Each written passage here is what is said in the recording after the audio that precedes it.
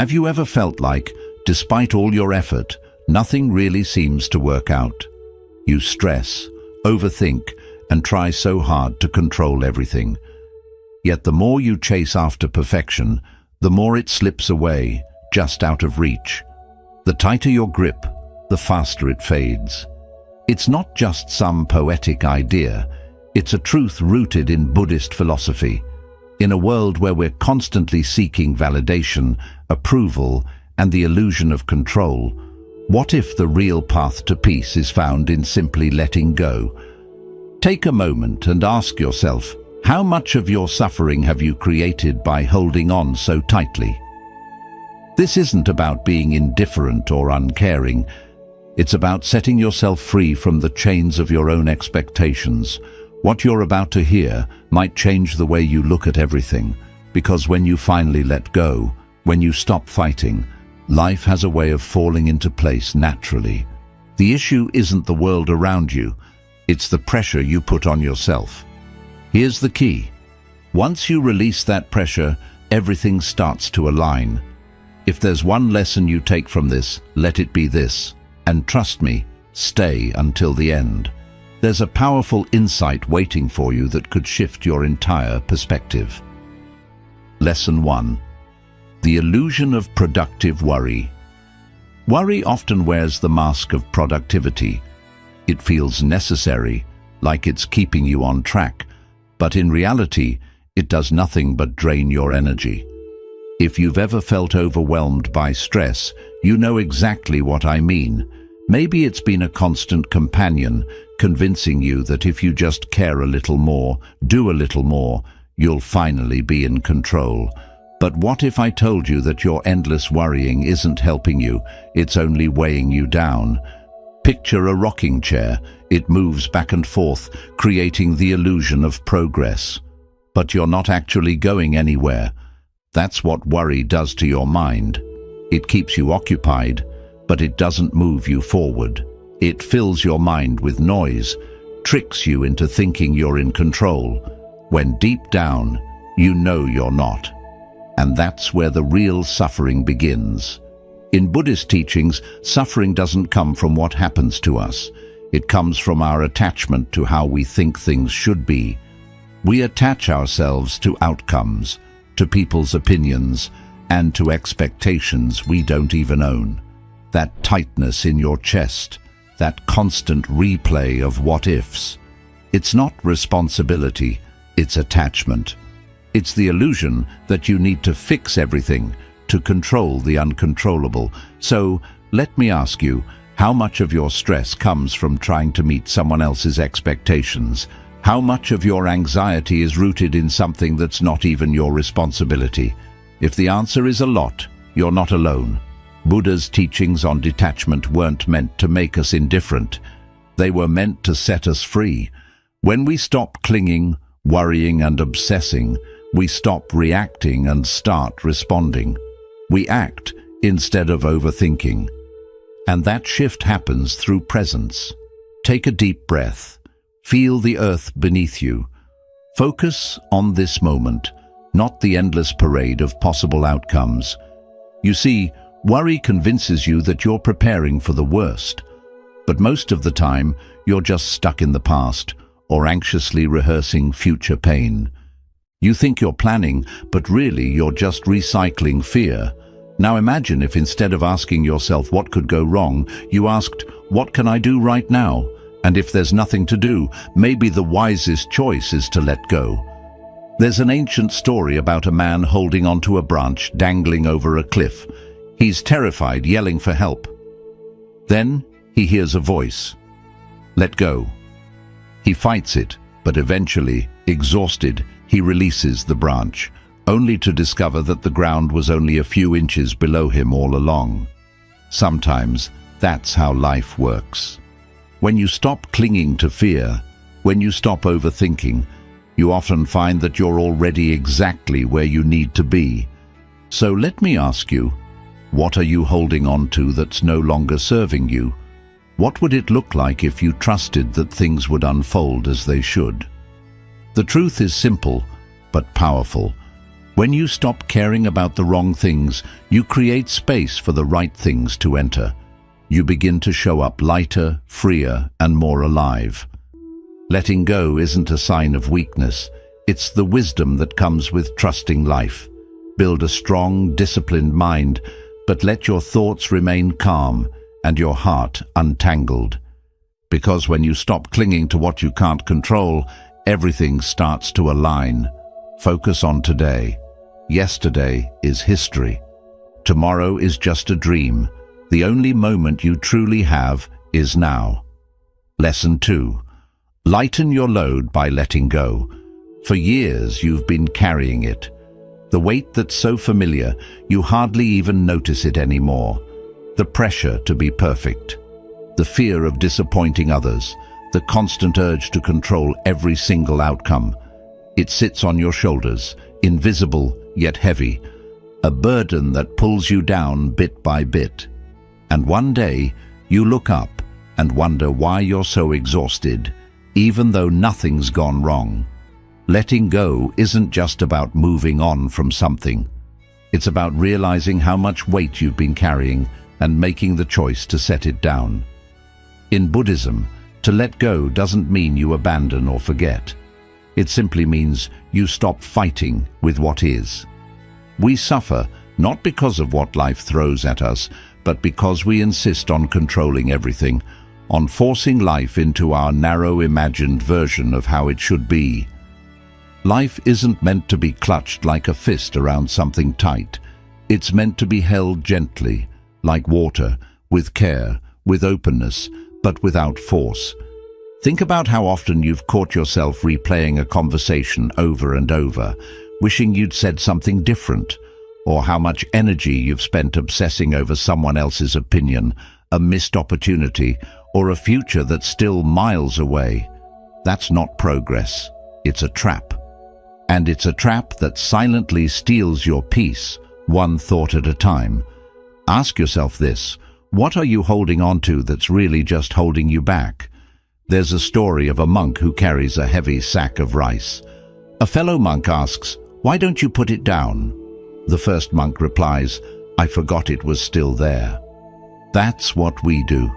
We carry around old pains, outdated beliefs and burdens that no longer serve us, without even realizing it. Letting go doesn't mean you stop caring. It means you care enough about your own peace to release what you can't control. When you surrender the illusion of control, something powerful happens. You make space for presence, clarity, and breath. Life doesn't get easier, but by letting go of the extra weight, it gets lighter. When you let go of judgment, you can finally see yourself for who you really are, not for who you think you should be. Letting go of expectations frees your relationships from resentment. Letting go of fear opens the door for flow, not friction. So here's a simple challenge. Can you loosen your grip just for today? Can you stop chasing the future or clinging to the past and simply be with what is, without resistance? The Buddha said, "You only lose what you cling to." Maybe peace isn't something you have to go out and find. Maybe it's something that emerges naturally when you clear away everything that blocks it. This isn't about giving up, it's about waking up. And sometimes the most powerful thing you can do is nothing at all. Just notice, just breathe. Let things be. Letting go isn't losing something, it's freeing your soul.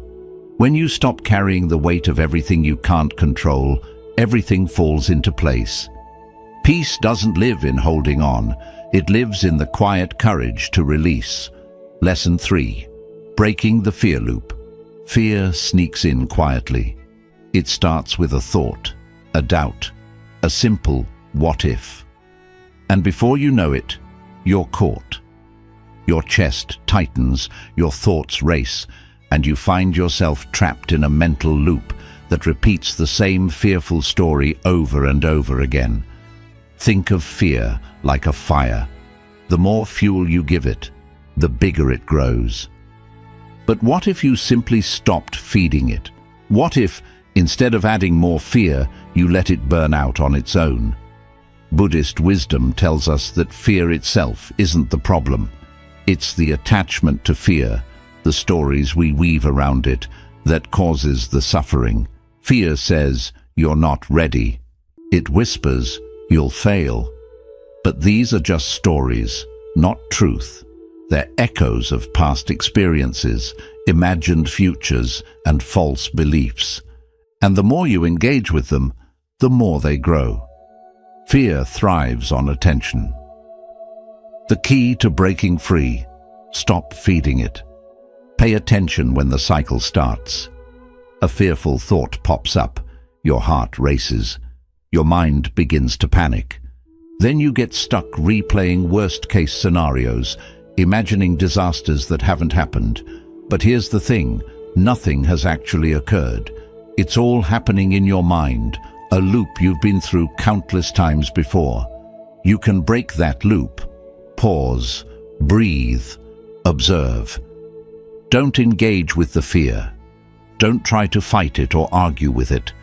Just watch it, like you'd watch a cloud drift across the sky or a leaf float down a stream. Don't try to control it. Just don't attach to it. Because when you attach to fear, you become it. Think about how many times you've allowed fear to take the wheel. How many dreams have you pushed aside? How many boundaries have you crossed out of fear? How many truths have you silenced just to avoid discomfort? Ask yourself, how often are you feeding your fear with your attention? There's a story of a young monk who sat in meditation one day and saw fear approach like a shadowy figure. At first he trembled with dread, but then, instead of running, he welcomed fear to sit with him. "I see you," he said. "You can sit here, but you don't get to speak."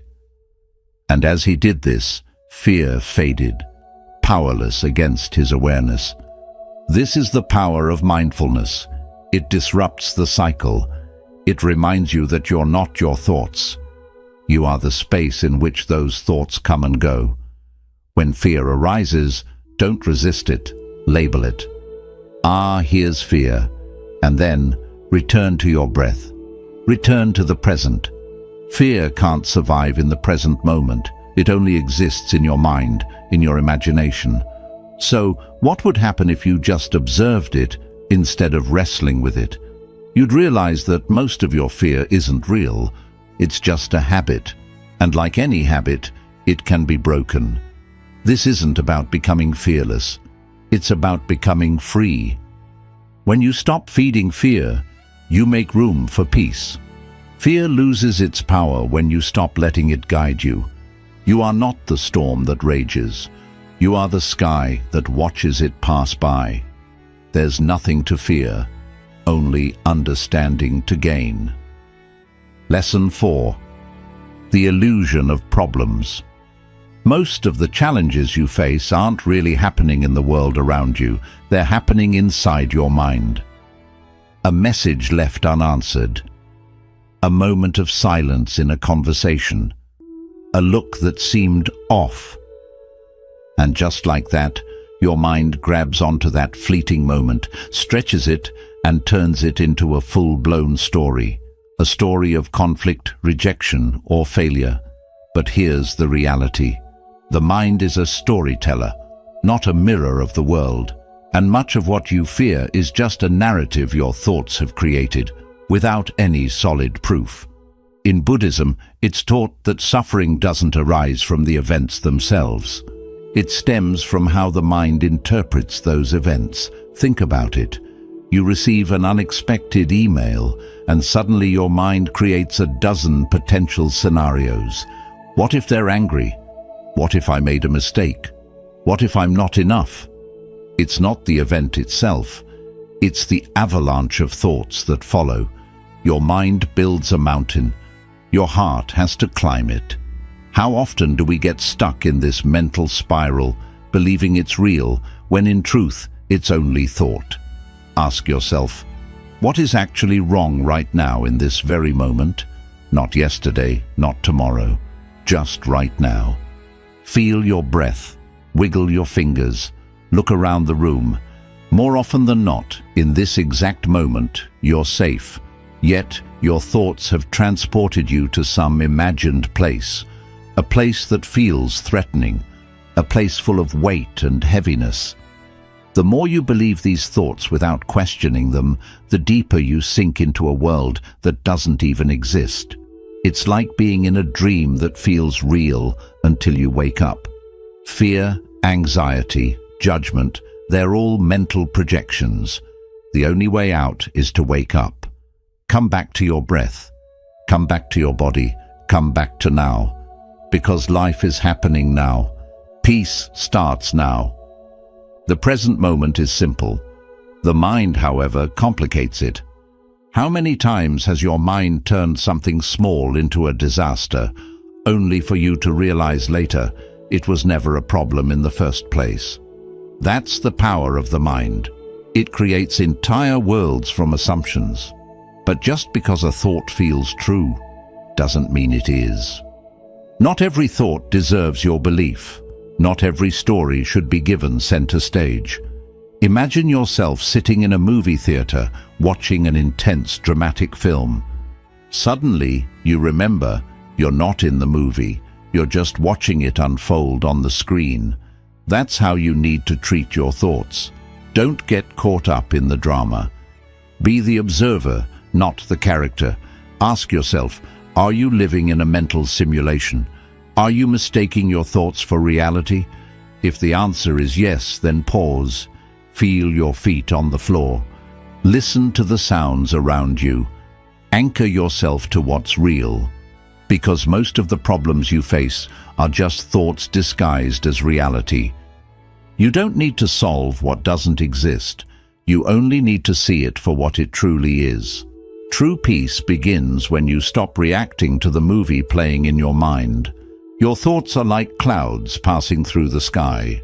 You are the sky, vast, open and free. The mind creates the abyss, but your heart crosses it. Lesson number 5. When you pause, the mind calms down. Life moves at such a fast pace. Your thoughts, your reactions, your schedule, and even your constant scrolling. With everything happening so quickly, it's no wonder you feel overwhelmed, anxious, or lost. But here's the truth. Your mind isn't tired from thinking too much. It's tired from never getting a break. Think about a glass of muddy water. If you keep stirring it, the water remains cloudy. But if you let it sit still for a while, the dirt slowly sinks to the bottom and clarity returns. Your mind is much like that glass of water. It doesn't need to be fixed. It needs stillness. In Buddhism, there's a profound teaching that wisdom doesn't arise from constant noise or reaction.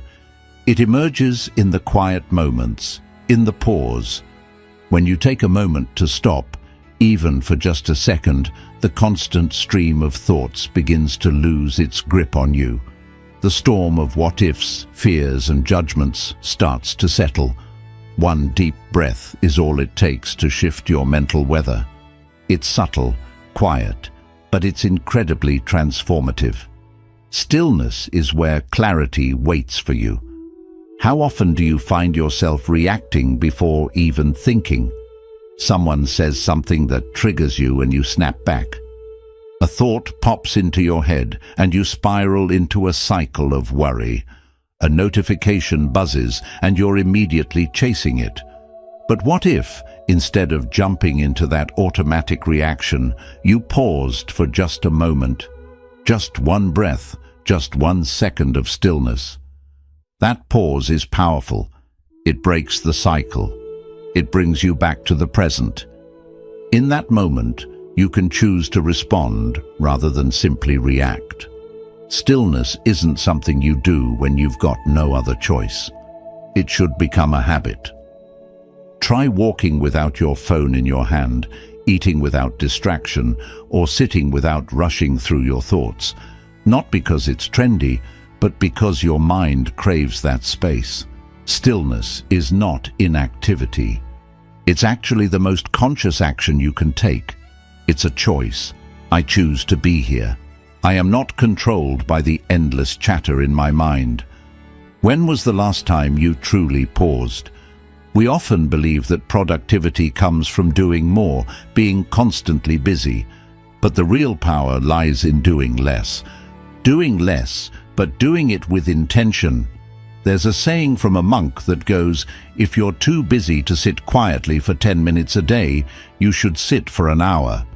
When life feels frantic and overwhelming, that's when your soul needs silence the most.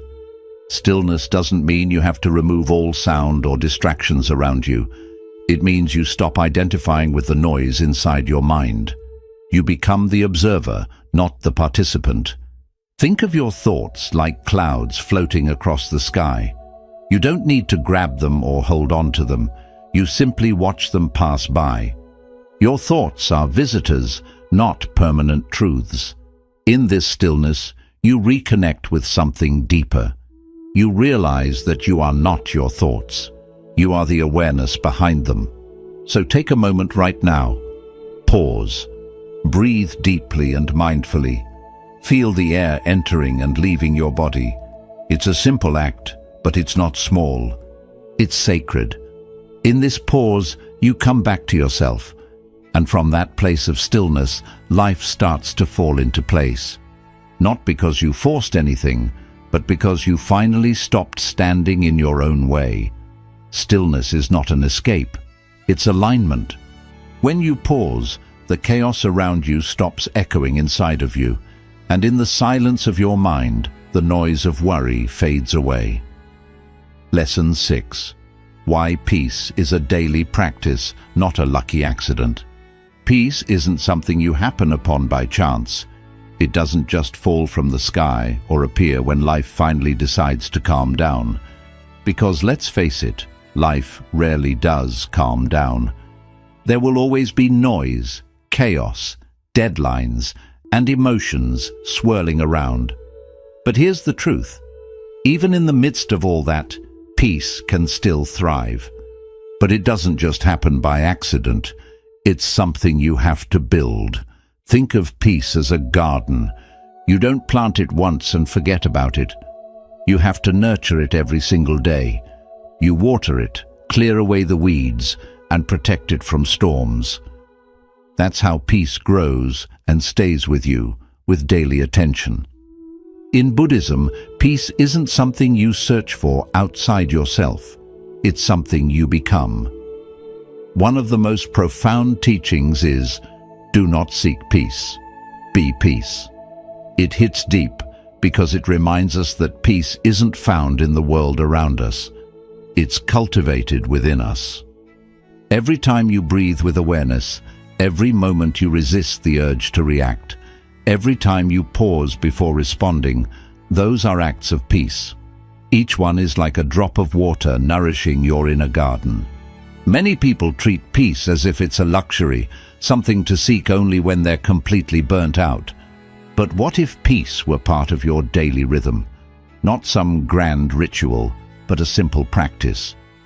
5 minutes of silence before checking your phone, a few deep breaths before bed, a walk without distractions, or a moment of gratitude after a stressful day. These aren't just nice-to-haves, they're lifelines. So ask yourself, what have you done today to feed your peace? Not your ambitions, not your obligations, but your inner peace. If the answer is nothing, it's not because you're broken. You're simply disconnected from your source. But you can reconnect, slowly and deliberately. Don't wait for the world to quiet down. Instead, start building that quiet within yourself. Peace is a habit, and like any habit, it grows with consistency, not perfection. You don't need an hour of meditation. You need 5 minutes every day, done with intention.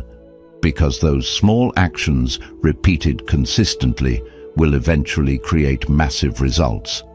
Peace compounds like interest. It starts small, but over time it becomes transformative. You might say, but I'm too anxious, or my mind won't sit still. That's okay.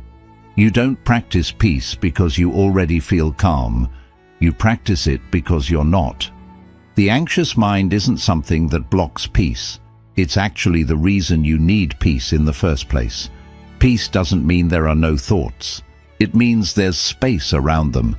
It's the ability to notice the storm inside without becoming part of it. The world will keep throwing endless distractions at you, most of them noisy, urgent, and exhausting. But when you stop chasing outside approval, when you stop trying to control everything, something wonderful begins to happen. Peace begins to rise on its own. Not because life became easier, but because you found your ground. Build your own peace ritual. Just 5 minutes in the morning and 5 minutes at night. Let it be your sacred time, not to run from life, but to face it with calm, strength, and kindness. Peace isn't something that happens by chance. It's a choice you make every day. Don't wait around for peace to come to you. Start living peacefully. Don't go looking for peace. Become peace. Lesson 7.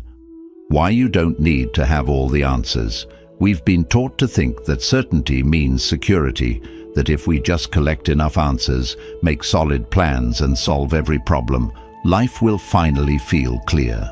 But the truth is, this idea that you need to have it all figured out is actually what causes your anxiety. Life was never supposed to be a solved puzzle. It's more like a flowing river, and rivers don't need directions. They need movement. The more tightly you hold on to the need to know, the more you fight the current, and the more you fight it, the more you struggle. Wisdom doesn't come from trying to control life. It comes from releasing the need to control it. Buddhism doesn't ask you to conquer everything. It gently encourages you to stop needing to. Think about how often you wait for clarity before allowing yourself to feel at peace. I'll relax once I know everything. But what if clarity isn't the first step? What if peace comes not from knowing, but from releasing the need to know? There's deep relief in that simple truth. You don't need to know what's coming next. You don't need a 5-year plan, a sure result, or the perfect solution. What you really need is presence. You need trust in the flow. Uncertainty isn't something wrong with life. It's part of how it works. It's the space where new possibilities are born. When you stop filling that space with fear and simply stay with it, something changes. You shift from resisting to receiving, from worry to awareness, from control to curiosity. And with that shift, life starts to unfold more smoothly, more beautifully, because you're no longer standing in your own way. So ask yourself, are you chasing after answers, or are you choosing presence? There's a big difference. One waits for certainty before peace, the other finds peace even in uncertainty. One leads to exhaustion, the other leads to freedom. The mind always tries to tie everything up in clear conclusions. But wisdom doesn't come from having all the answers. It comes from being at peace with not knowing and still moving forward. As Zen wisdom says, let go or be dragged. And there's no better place to apply this than in your need for control. When you let go of the illusion that you have to figure everything out, you become free.